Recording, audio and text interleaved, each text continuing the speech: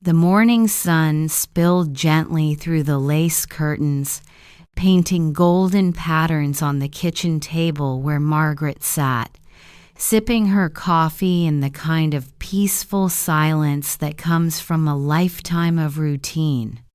Her grandson, little Tommy, was upstairs still asleep, his tiny snores faintly echoing through the old wooden beams of the house.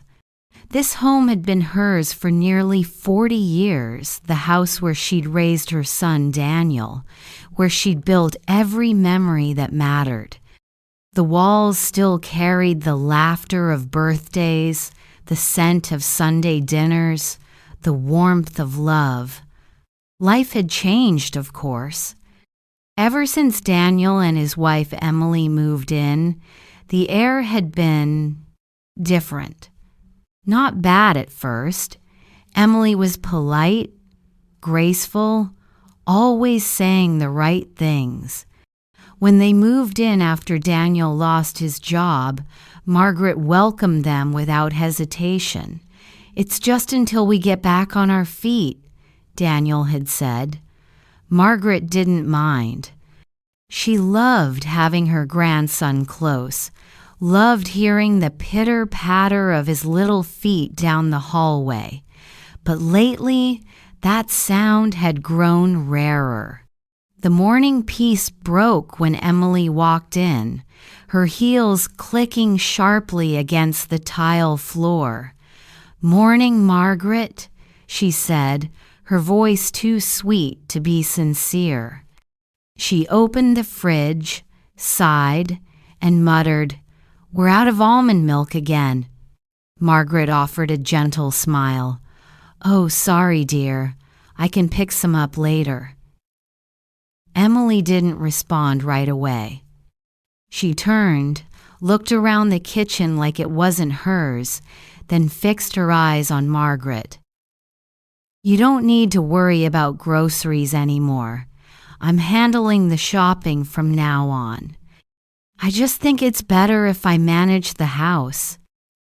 You've done enough for so long." There was an edge to her words, subtle but unmistakable. Margaret nodded slowly, hiding the sting behind another smile. "Of course, dear. Whatever helps." Later that morning, Tommy came bounding downstairs, his messy hair sticking up in every direction. "Grandma!" he squealed, running straight into her arms. She laughed and hugged him tightly, breathing in the scent of shampoo and sunshine. But just as quickly, Emily's voice cut through the moment. "Tommy, you're supposed to be brushing your teeth." "Grandma's busy." Margaret's heart sank a little. "I'm not busy," she said softly. "I can help him get ready." Emily smiled, but her eyes didn't. "No, it's okay. I've got it." She took Tommy's hand and led him away. He looked back once, confused, as if he'd done something wrong. That night, the house felt colder. Daniel had come home late again, tired and distracted, giving only half-hearted answers when Margaret asked about his day. He seemed smaller somehow, like the weight of everything pressed down on him. Emily, meanwhile, seemed perfectly composed, scrolling through her phone, glass of wine in hand. As Margaret washed the dishes, she overheard their voices from the living room, low, sharp, tense. "Your mother doesn't understand boundaries," Emily hissed. "She's always around, always interfering. This is supposed to be our home now, Daniel, not hers." Margaret froze, her hands trembling under the warm water. Daniel's voice came next, quiet, pleading. She's just trying to help. This is her house. We're lucky she doesn't let us live," Emily snapped. We'll never have a real family if she keeps acting like this. I can't do it anymore, Daniel. Something has to change." Margaret's heart twisted. She turned off the tap, the sound of dripping water filling the silence left by their words. She stood there for a long time, staring out the window into the dark yard, where the faint reflection of her own face looked back at her old, tired, and suddenly out of place in her own home. That night, she couldn't sleep. The creak of the floorboards, the whisper of wind through the curtains, everything felt heavier. Around midnight, she heard soft laughter from downstairs. She tiptoed to the railing and looked down. Emily sat on the couch, smiling up at Daniel, holding his hand, whispering something she couldn't quite make out. It should have been a sweet moment, but there was something off, something possessive in the way Emily leaned in, the way Daniel's eyes looked trapped rather than tender. Margaret went back to her room, her chest tight. She sat on the edge of her bed, clutching the photo of Daniel as a boy, missing teeth, messy hair, the kind of smile that lit up every corner of her life. Somewhere along the years, that smile had dimmed, and now, for the first time, she felt a cold realization settle deep in her bones. She was being slowly erased from the home she'd built. The next morning, she made pancakes, Tommy's favorite. He came into the kitchen, face bright and hungry. "Grandma, pancakes!" But before he could take a bite, Emily swept in again, her voice clipped. "Tommy, we're trying to eat healthier, remember? No syrup, no butter. You'll eat the oatmeal I made." Tommy frowned. "But Grandma?" Emily's tone hardened. "No arguments." Margaret forced a small smile. "It's all right, sweetheart. Maybe next time." Emily smiled thinly and leaned closer. "You really don't have to keep making breakfast every day, Margaret. It's confusing for him." For a moment, Margaret's eyes flicked to Tommy's face, the confusion, the sadness, and then back to Emily, whose smile was calm, controlled, victorious. Something inside Margaret shifted then, something small but powerful. She said nothing, only nodded quietly. But inside, she began to see what Emily was doing brick by brick. She was building a wall between them all. And Margaret knew deep down that this peace, this fragile, false calm was about to break. The days that followed felt heavier, like the air in the house carried a quiet storm that no one dared to speak of. Margaret had always believed that families could overcome anything with love and patience, but love seemed to be shrinking inside these walls, suffocated by whispers, control, and something far more insidious than anger. Emily was clever. She never raised her voice, never caused scenes that Daniel could clearly see. Instead, she chipped away slowly with small, cutting comments and carefully staged moments that twisted truth into something unrecognizable. One morning, Margaret went to pick up Tommy from preschool. She loved those walks, the smell of wet leaves on the sidewalk, the way his little hand fit into hers. But that day, when she arrived, the teacher looked surprised. "Oh, Mrs. Williams," the teacher said softly. "Emily told us you wouldn't be picking Tommy up anymore." Margaret froze. She did? Yes, the teacher replied, offering an apologetic smile. She said you've been feeling unwell lately. She didn't want to burden you. Margaret forced a polite nod, but inside, her chest ached. Unwell? Burden? She walked home alone, her heart pounding with confusion and disbelief. When she got back, Emily was in the living room scrolling through her phone. "You went to pick him up, didn't you?" she said calmly, without looking up. Margaret blinked. "I've done it every Wednesday. I just thought." "I told them not to expect you anymore," Emily interrupted, her tone clipped but perfectly composed. "It's better this way. Tommy needs consistency. You're forgetful sometimes, Margaret." The words hit like a slap. Forgetful? Emily finally met her gaze. "It's not your fault. Age does that to people. But it's confusing for Tommy when you say one thing and do another." Margaret's lips parted, but no words came. For the first time in years, she felt truly small in her own home. That night, Daniel came home late again. Emily greeted him with a kiss, poured him a drink, and began speaking softly, too softly for Margaret to hear from the kitchen. But she saw the way Daniel's face tightened, how he glanced toward her room with quiet unease. Later, when Emily went upstairs to check on Tommy, Daniel lingered in the hallway. "Mom," he said quietly, "you've been forgetting things lately, haven't you?" Margaret stared at him speechless. "What?"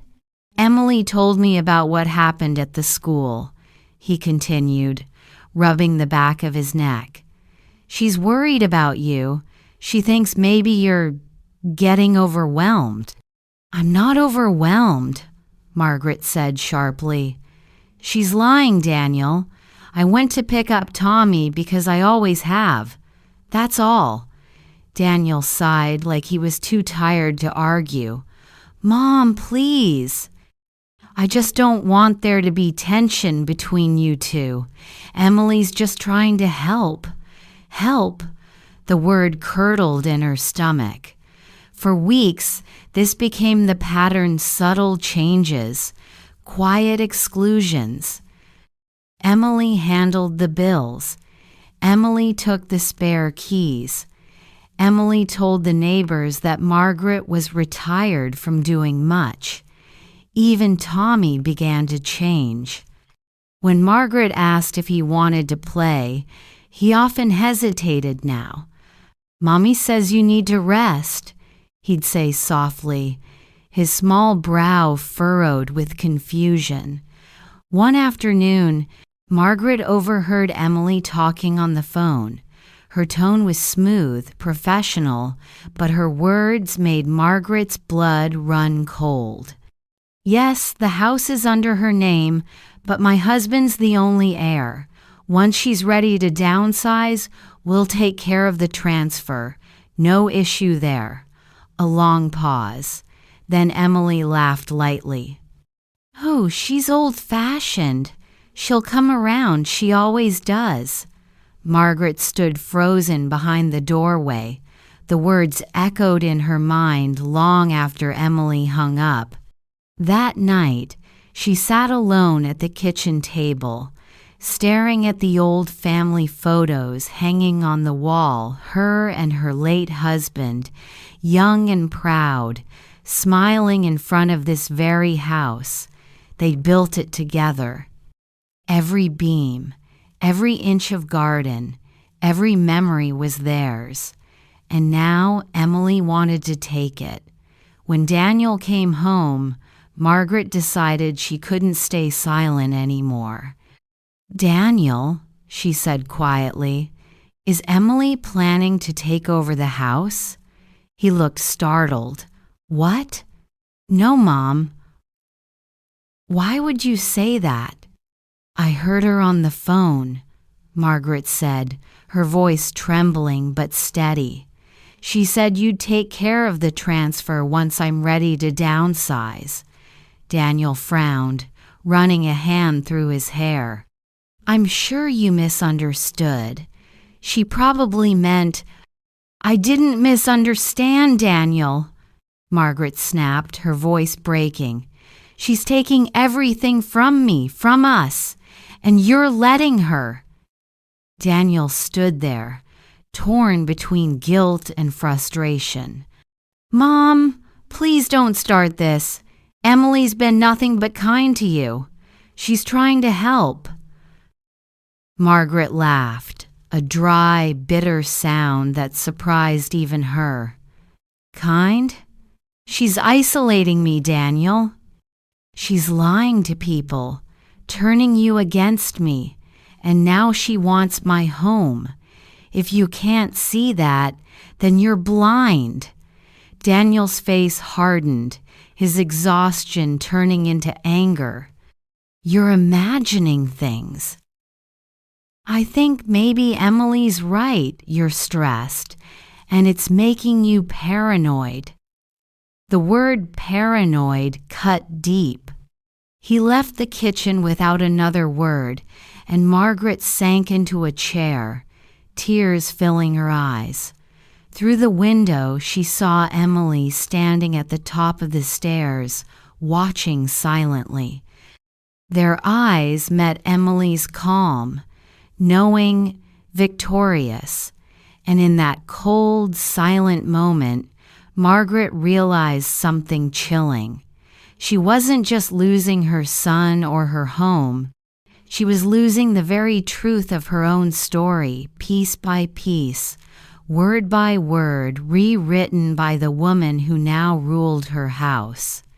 But what Emily didn't know was that Margaret had finally stopped hoping things would fix themselves. She had started to plan. The morning sun filtered through the curtains, but the light felt wrong, too bright, too sharp, almost cruel. Margaret sat at the edge of her bed, her hands folded tightly in her lap, listening to the muffled hum of the house. She could hear Emily's voice downstairs, low and cheerful as she spoke to Tommy. There was laughter, Tommy's innocent giggle, followed by Emily's soft cooing. That's my good boy. You're Mommy's favorite. Margaret used to be the one Tommy called his favorite. Now, she could barely get a hug from him without Emily's watchful eyes cutting through the moment. Her heart ached. How had it come to this? Later that day, Daniel left for work early. Emily stayed behind. She always did now, working from home on her laptop at the dining table. Margaret tried to avoid her, but as she passed through to grab her mail, Emily's voice stopped her mid-step. Margaret, Emily said, her tone deceptively polite. Can we talk for a moment? Margaret froze. About what? Emily smiled, closing her laptop. About the house. Margaret's breath caught. What about it? Emily leaned back in her chair, crossing her legs gracefully. You've lived here a long time. It's beautiful, really. But it's also a lot for you to manage at your age, don't you think? I manage just fine, Margaret replied coldly. Emily nodded, pretending to agree. Of course, but Daniel and I were thinking maybe it's time to make things simpler for everyone. We could take over ownership, handle the bills, maintenance, taxes. You wouldn't have to worry about a thing. Margaret's voice trembled, though she tried to keep it steady. You mean sign the house over to you? Emily's eyes didn't flinch. Yes, it makes sense. You'll still live here, of course, but legally, it would belong to Daniel and me. It's just paperwork. Margaret's heart thudded painfully. This house is mine. It's all I have left of my husband. I'm not signing it away. Emily sighed, as if speaking to a stubborn child. You're being emotional, Margaret. This is about family security. I said no. The polite mask slipped. Emily's eyes hardened, cold and calculating. She stood up slowly, walked closer, and lowered her voice to a whisper. Then maybe you shouldn't see Tommy for a while. Margaret blinked, confused. What? Emily tilted her head, smiling faintly. You heard me. If you can't respect what's best for this family, then maybe it's best Tommy spends less time around. Negativity. Negativity? Margaret's voice cracked. You're threatening to take my grandson from me? Emily shrugged, her tone casual, chillingly calm. Not a threat, just a boundary. You sign the house over and we keep things peaceful. You refuse, and I'll do what's necessary to protect my son's stability. Margaret's knees weakened. You wouldn't dare. Emily smiled wider, almost amused. Wouldn't I? Think about it. I'm Tommy's mother. Daniel will side with me, he always does. If I tell him you're confused, paranoid, unfit to be around our child, who do you think he'll believe? The words landed like shards of glass. Margaret felt the room spin around her. She wanted to scream, to call Daniel right then and there, but deep down she knew Emily was right. Daniel wouldn't take her side. Not now. Not when Emily had already planted the seeds of doubt. Emily reached into a folder and pulled out a stack of papers, neat, printed, waiting. This is the transfer agreement, she said, laying them on the table. You sign, we file it, and nothing changes. You still live here. You still see Tommy. Everyone's happy. Margaret stared at the papers as if they were poison. And if I don't? Emily's smile vanished. Then you'll find out how fast I can make you disappear from Tommy's life. For a long moment, silence filled the room heavy, suffocating. Margaret's hands shook, but she forced herself to speak. You're a monster. Emily's expression softened again, her voice almost sweet. No, Margaret, I'm a mother protecting her family. You'd do the same if you were me. Then she turned and walked away, leaving the papers on the table like a ticking bomb. Margaret sat there for hours, staring at them. Her pulse thudded in her ears. Every word Emily had said echoed like a taunt. She thought of Tommy, his smile, his tiny arms around her neck. She couldn't lose him. She wouldn't. That night, when the house was quiet, she picked up her phone and dialed Daniel. No answer. She tried again. Still nothing. In the dark, she whispered to herself, she's trying to take everything. I have to stop her. Her eyes landed on the old cassette recorder she used for voice memos, a relic from years ago, still tucked in the drawer beside her bed. And then, for the first time in weeks, a plan began to take shape. The next morning, she brewed her coffee, her hands steady now. When Emily entered the kitchen, Margaret smiled faintly. "About those papers," she said, her voice calm. "Let's talk again." "I think I might reconsider." Emily's eyes gleamed with satisfaction. "Good," she said, pouring herself a cup of coffee. Margaret's gaze flicked to the small black recorder hidden beneath the tablecloth, its red light faintly blinking. She would sign nothing, but she would get the proof she needed.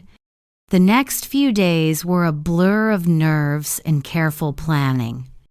Margaret had never imagined she'd find herself sneaking around her own home, hiding recorders, memorizing schedules, pretending to be agreeable, all to survive under the same roof as her daughter-in-law. But this was no longer just about a house. It was about truth, about protecting what little family she had left.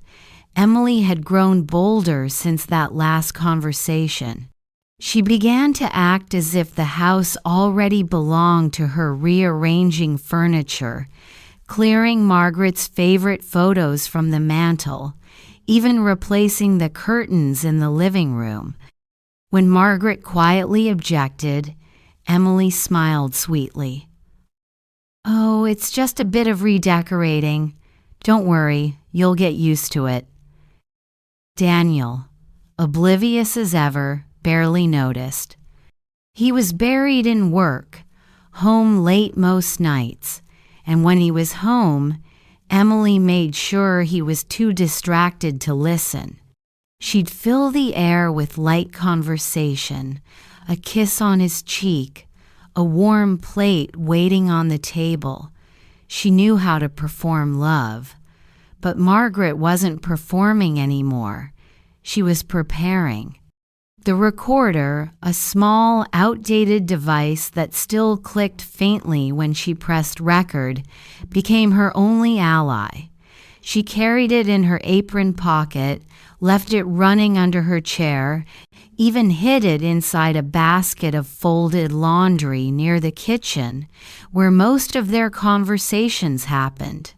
For 2 days, she gathered hours of nothing small talk, shallow politeness, the hum of domestic routine. She began to doubt herself, wondering if Emily had sensed her plan. Then, on the 3rd day, everything changed. Margaret was in the kitchen, pretending to review the paperwork again. She'd left the recorder under the table, its light hidden beneath a napkin. Emily came in, confident as ever, her heels clicking sharply against the floor. "Have you decided?" she asked. Margaret looked up, feigning uncertainty. "I'm thinking about it." "It's a big decision." Emily's voice softened, syrupy sweet.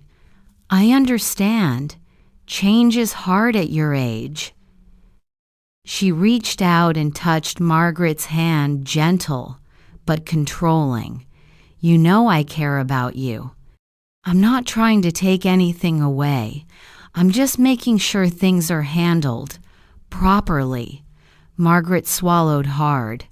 "Properly meaning the house goes to you?" Emily smiled, her eyes sharp. "You and I both know Daniel deserves it. And Tommy, you've had your time here, Margaret. It's time to let go."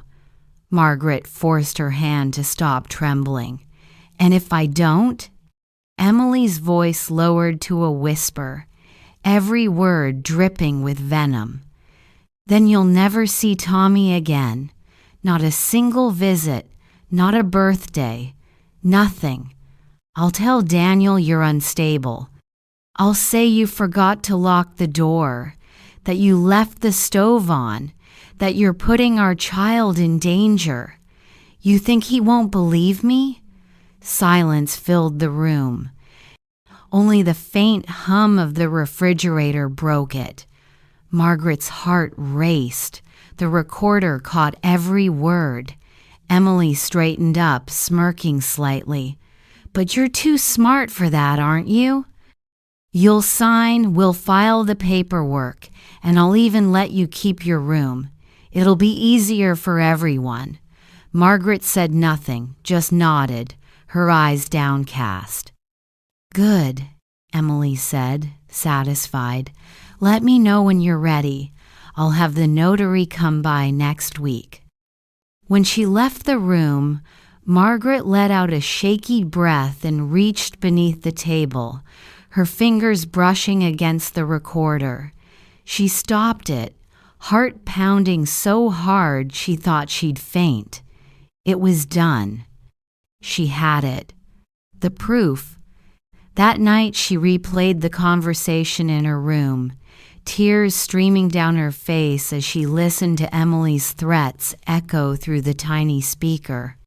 It was like hearing a ghost of her own helplessness, but mixed with fear was something new, a quiet, burning resolve. The next morning, Daniel sat at the breakfast table, scrolling through his phone while Emily packed Tommy's lunch. Margaret walked in, clutching the recorder tightly in her pocket. She wanted to tell him right then, to play the tape, to make him hear the truth. But something stopped her. Not yet, she thought. Not like this. She needed witnesses. She needed a moment Emily couldn't twist. A plan began to form, fragile but clear. In 3 days, Tommy's birthday party would take place right there in the house. Daniel's friends, Emily's parents, a few neighbors all invited. The perfect setting. If Emily wanted to destroy her family in private, then Margaret would expose her in public. Over the next few days, she pretended everything was fine. She smiled at Emily, complimented her cooking, even asked about party decorations.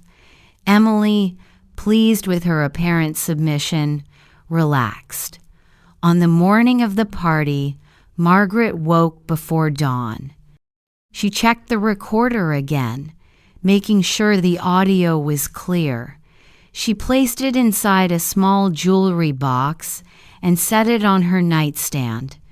Then she printed a transcript of the conversation, every vile word Emily had spoken. As the guests began to arrive that afternoon, laughter filled the house again. Balloons floated near the ceiling, and Tommy ran through the living room wearing a paper crown. For a moment, Margaret almost forgot what she was about to do. Almost. Emily moved through the crowd like the perfect hostess, smiling, charming, touching Daniel's arm every chance she got. Margaret watched from the corner, the weight of the recorder pressing against her pocket like a secret waiting to detonate. When everyone gathered around for cake, Margaret took a deep breath and stood up. Her voice trembled as she called out, "Before we cut the cake, I'd like to say something." The room quieted. Emily turned, confused but still smiling. Margaret reached into her pocket, fingers brushing against the recorder. Her heart pounded so loudly she could barely hear herself think. "This won't take long," she said softly. "It's about the house and about the truth." Emily's smile faded. Margaret pressed play, and as the room filled with the sound of Emily's cold, manipulative voice saying, "Sign the house over to us, or you'll never see your grandson again," a collective gasp rippled through the guests. Daniel's face went white. Emily stood frozen, her mouth open in shock, then rage. "Margaret, what the hell are you doing?" she shouted. But Margaret didn't back down. Not this time. She'd spent too long being silenced. The house she'd built, the family she'd nurtured, it all came to this moment. The truth was finally out. The silence that followed was unbearable, heavy, suffocating, alive with shock. The audio played on, echoing Emily's own words through the room like a curse she had cast upon herself. "Then you'll never see Tommy again. You think he won't believe me?" Every guest stood frozen. Even Tommy, who didn't understand the words but felt the tension, clutched his toy car and looked from face to face with wide, frightened eyes. Daniel's hand trembled as he reached for the recorder, pressing the button to stop it. The click of the device sounded like thunder in the quiet room. He turned slowly toward Emily. What is this?" Emily's face had gone pale, her lips trembling for the first time since Margaret had known her. Then, like a mask sliding back into place, she forced a laugh, brittle and desperate. "This is insane. She's trying to manipulate you, Daniel. She's twisted the audio. It's fake." Margaret's voice cracked with fury. "Don't you dare lie again, Emily. You said those words to me. You threatened me, and now everyone knows what you really are." Emily's eyes darted around the room, searching for support, but the guests were whispering now, exchanging uneasy looks. Even her own parents stared at her with disbelief. Daniel's face hardened. "Emily, tell me the truth. Did you really say that to my mother?" Emily's calm snapped. "You don't get it," she shouted, her voice rising, brittle with panic. "I did everything for this family. I've carried the weight. I've raised our son, while she just sits there judging me, making me feel like a guest in my own home." Margaret took a shaky step forward. "I never judged you, Emily. I loved you like a daughter. I let you into my home, our home, and you tried to take it from me. You tried to take my grandson." Daniel looked between them, torn, his chest rising and falling rapidly. "Emily, please, just tell me you didn't." Emily's eyes filled with tears, but they weren't the kind that softened a heart. They were desperate, frantic, dangerous. "You think I'm the villain? You think she's innocent? She's been poisoning you against me since day one." "That's not true," Margaret whispered. "Yes, it is," Emily screamed, her voice breaking. "You have no idea what it's like, Daniel living under her shadow, feeling like nothing you do is ever enough. I just wanted a future for us, for Tommy. This house was supposed to be ours one day, and she was never going to let that happen." Daniel's eyes darkened. "So you threatened her?" Emily stared at him, speechless, her mouth opening but no words coming. "Answer me," he shouted, his voice echoing through the stunned living room. The silence that followed was answer enough. Daniel's shoulders slumped as if the air had left his body. He turned away, rubbing his face with both hands. "My God," he whispered. Emily reached for him, but he stepped back. "Don't," he said quietly. "Just don't." Her voice cracked. "Daniel, please. I was scared, I thought." But he wasn't listening. He walked over to his mother and put a trembling hand on her shoulder. "Mom, I'm so sorry," he whispered. "I didn't see it. I didn't want to see it." Margaret's tears finally fell. "You believe me?" He nodded, eyes red. "Yes, I do now." Emily let out a sharp, bitter laugh that broke into a sob. "You'll regret this," she hissed. "You're throwing everything away because of her." Daniel's expression was one of exhaustion, not anger. "No, Emily, you did that yourself." The room had gone dead silent again. A neighbor awkwardly coughed. Someone shuffled their feet. No one wanted to move. No one wanted to be the first to leave after witnessing the implosion of a family. Emily looked around wildly, her facade gone. "Fine," she snapped. "If that's how it is, then I'm done. Tommy's coming with me." Margaret's heart stopped. "You're not taking him anywhere." Emily marched toward the boy, but Daniel stepped in front of her, his voice like steel. "He's staying here tonight." She froze, stunned. "You can't do that." "I just did," Daniel said, his voice low but deadly serious. The fury drained from Emily's face, replaced by something hollow. "You'll regret this," she whispered again, then turned on her heel, grabbing her purse and slamming the door behind her. The sound of her car tearing out of the driveway lingered long after she was gone. Inside, the house was a mess of quiet sobs and scattered whispers. Guests began to leave one by one, murmuring condolences, avoiding eye contact. The birthday cake sat untouched on the table. The candles melted into uneven puddles. Tommy tugged at his grandmother's sleeve, his eyes wet and confused. "Grandma, is Mommy mad?"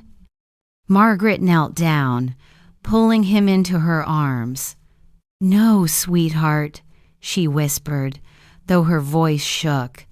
"Mommy's just sad, but everything's going to be okay." Daniel stood nearby, watching them, guilt and sorrow written across his face. "Mom," he said softly, "I don't even know where to begin." Margaret looked up at him, weary but resolute. "Begin by being a father, Daniel. Protect your son. Don't let him grow up learning that love means fear." He nodded slowly, tears slipping down his cheeks. "I will." That night, the house was quiet again. Too quiet. The laughter that had once filled it felt like a distant echo. But amid the silence, Margaret felt something she hadn't felt in months: peace. The truth was out. Her voice had finally been heard. As she sat by the window, watching the moonlight spill across the old oak tree in the yard, she thought of her husband, of the life they'd built, of the memories that had almost been stolen. She closed her eyes and whispered, "It's still ours." From upstairs, she heard Tommy's soft voice call out, "Grandma?" She smiled faintly, rising from her chair. "Coming, sweetheart." For the first time in a long time, she didn't feel powerless. She felt like a mother again, a grandmother, the heart of the home that had survived everything, even betrayal. But deep down, she knew the scars would remain, because when family turns against family, the damage isn't just in words or deeds, it's in the quiet that follows. And as she turned off the lights, the old house seemed to breathe again, its walls whispering the only truth that mattered. She had fought for love and won. 6 months had passed since that terrible day, the day the truth shattered everything and set the house free again. The winter had come and gone, leaving behind a quiet spring, gentle and forgiving. The garden outside was blooming again, Margaret's garden, the one Emily had once planned to redesign. Tulips rose in soft colors beneath the window, and the air carried the scent of rain and renewal. Inside, the house felt alive again, though it bore the faint scars of what it had survived. The living room was no longer silent from fear, but filled with the soft sounds of normal life, the ticking clock, the rustle of pages, the hum of an old radio. It wasn't the same, but maybe it didn't have to be. Daniel had moved back into the small guest room. He said it was temporary, but Margaret could see the exhaustion still shadowing his face. Divorce papers had been filed quietly. Emily hadn't fought them. In fact, she hadn't spoken to either of them since that night. Her lawyer handled everything. She had taken her clothes, her jewelry, and her bitterness, leaving the rest behind. But she couldn't take Tommy. A court order had granted shared custody, though Daniel now had primary care. Emily saw her son once every few weekends. She would pick him up at the end of the driveway, never crossing the threshold of the house again. Margaret had watched once from the window as Emily knelt down, hugging Tommy tightly before driving away. There had been no anger in her face then, only emptiness, like someone who had realized too late what she'd destroyed. Tommy had grown quieter since. Sometimes, in the middle of playing, he would stop and look toward the door, as if waiting for something he couldn't name. Margaret never forced him to talk about it. Instead, she filled the silence with warmth pancakes on Saturday mornings, bedtime stories in her soft, trembling voice, walks to the park where the world felt big and kind again. One evening, Daniel came home early, his tie loosened, his face tired but gentle. He sat with his mother on the porch as the sun dipped below the trees, painting everything gold. "Do you ever regret it?" he asked quietly. Margaret looked at him, confused. Regret what? Telling the truth, exposing her. It destroyed everything. Margaret took a long breath, watching a robin hop across the grass. Truth doesn't destroy, Daniel. Lies do. The truth just shows us what was already broken. Daniel nodded slowly, his eyes glistening. I should have protected you sooner. I should have seen it. She smiled faintly. You were blinded by love. We all are sometimes, but what matters is that you see clearly now. They sat in silence for a while, the air soft around them. From inside, Tommy's laughter rang out as he played with his toy cars, the kind of laughter that used to fill the house long ago. It was the sound of healing. After Daniel went inside, Margaret stayed a little longer, staring at the fading light. The house creaked softly, as if exhaling after holding its breath for too long. She closed her eyes and thought of her husband, of his hands planting the first tulips, of his voice telling her this house would always be their safe place. He'd been right. When she finally stood to go inside, her eyes landed on the old recorder sitting on the mantel. She hadn't touched it since that night. For a long time, she'd thought about destroying it, erasing every trace of that pain. But now, she realized it didn't represent fear anymore. It represented strength. She pressed play one last time. Static crackled, and then her own trembling voice from months ago filled the room. "You're threatening to take my grandson from me?" Followed by Emily's cold reply, "You'll never see him again." Margaret's chest tightened, not with pain this time, but with resolve. She stopped the recording and placed it back on the shelf beside a framed photo of her, Daniel, and Tommy smiling in the garden, taken just last week. That photo was the new story, the one worth remembering. Later that night, after tucking Tommy into bed, Margaret stood in the doorway for a moment, watching him sleep. His little hand rested against his cheek, peaceful, safe. She whispered, "No one will ever take you from me again." Then she turned off the light and closed the door softly behind her. Downstairs, the house was quiet, the kind of quiet that felt earned. Outside, the wind moved gently through the tulips, brushing against the old wooden fence.